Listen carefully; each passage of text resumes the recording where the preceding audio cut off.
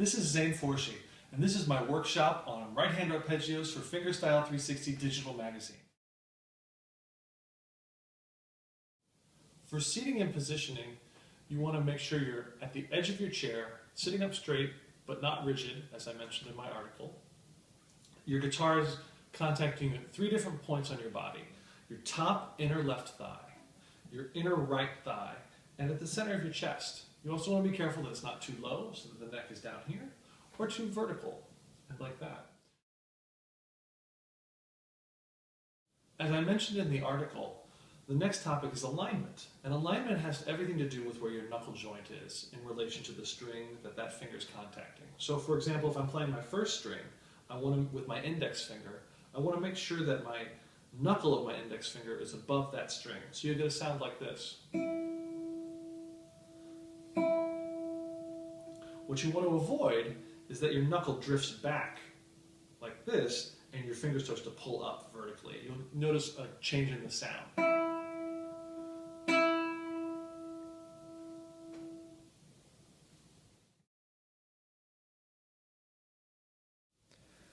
Looking at the contact point, we are trying to achieve a placement on the finger and the string where you're getting a perfect combination, in this case of fingertip and fingernail. Notice when I touch the string, you can see there's a small amount of fingertip on the string and some of the nail, so my finger feels like a sense of a grip on the string, so that when I play, the finger moves easily through the string. What you want to avoid is going either below the string like this, where I'm able to still get a stroke, but notice I have to use a lot more effort, versus using just the nail exclusively, which gives a more brittle sound. Like that.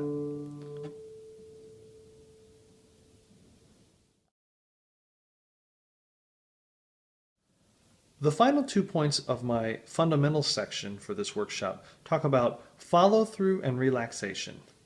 Put simply, it's the idea of once the finger pushes through the string, the follow-through process begins as the finger or fingers move into the palm of the hand, and then the relaxation process begins as soon as those fingers move towards the palm. So you get this kind of a swinging motion. Putting that idea onto the guitar, if I touch the index finger to the 3rd string, I've got my contact point, I push through, follow through, and relax. What you want to avoid is either shortening the follow-through process like this, and then notice you aren't able to relax, the finger doesn't bounce back out naturally, or holding the finger into the hand once the follow-through process has begun, like this. The disadvantage with this situation is that the finger isn't ready to go quickly afterwards. So you want to create a working habit where your finger touches the string, plays the string, and returns, like this. Or, if you're playing a chord, like that. Contact, follow through, relax. Contact, follow through, relax.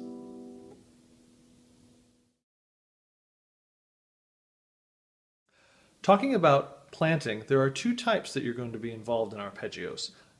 For ascending arpeggios, going from low notes to high notes, you'll have full plant. A full plant is where all the fingers contract the strings simultaneously to begin. You'll notice in this arpeggio, I'll be doing a PIMA, that's thumb, index, middle, ring. And it's going to repeat that pattern over and over.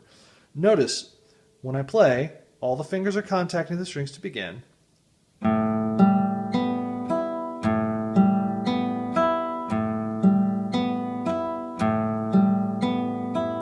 And as you saw, once the thumb plays, it's floating in the air for the moment because we're only using an open 5th string.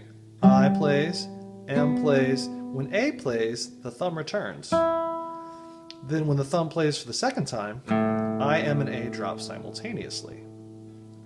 That's a full plant. A sequential plant is achieved going from high notes down to low notes. In this case, we're going to do PAMI, thumb, ring, middle, index.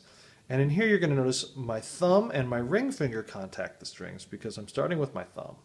Now, as I play A, M, and I, you'll notice the A finger plays, M drops to the adjacent string, the second string, M plays, I is going to drop to the third string simultaneously, and then I plays. I'll put this all together for you right now.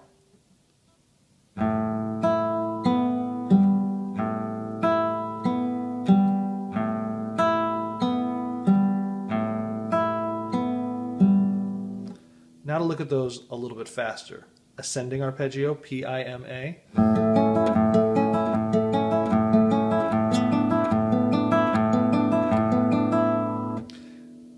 Descending sequential plant.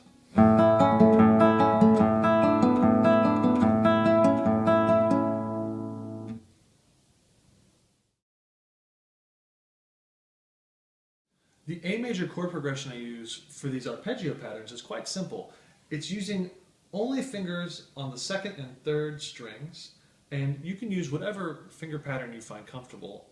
In the first position I use 1 and 2, then 3 and 2, 3 and 2 again, 3 and 4, 3 and 4 again, 3 and 2, 3 and 2 again, and then 3 and 4. At the same time, when you're playing all these arpeggios, you're going to be also using your first string open every time, sounding like this.